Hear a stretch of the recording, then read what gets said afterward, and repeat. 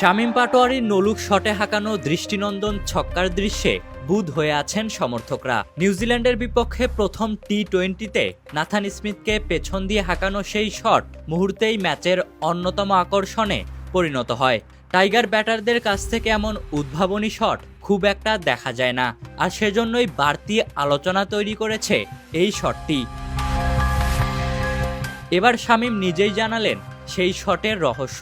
তিনি বলেন, অনেকদিন ধরেই এমন শট অনুশীলন করছেন এবং প্রেরণা নিয়েছেন দক্ষিণ আফ্রিকার কিংবদন্তি এভিডি ভিলিয়ার্সের ব্যাটিং থেকে।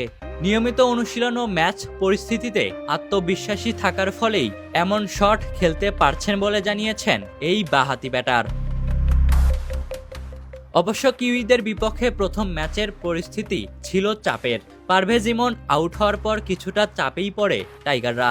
সেই সময় তাওহিদ হৃদয়ের সঙ্গে জুটি করে রানের গতি বাড়ান শামীম। মাত্র 13 বলে 31 রানের ঝড় ইনিংসে 3টি 4 ও 2টি ছক্কায় ম্যাচের মোড় ঘুরিয়ে দেন তিনি। শেষ পর্যন্ত 6 উইকেট ও 12 বল হাতে রেখেই জয় তুলে নেয় বাংলাদেশ। তবে বৃষ্টির কারণে দ্বিতীয় টি-20 ম্যাচ পরিত্যক্ত হয়েছে। আগামী 2 মে অনুষ্ঠিত হবে সিরিজের তৃতীয় ও শেষ টি-20, যা হয়ে উঠেছে সিরিজ নির্ধারণী match. Ishtiaq Mahin, the news.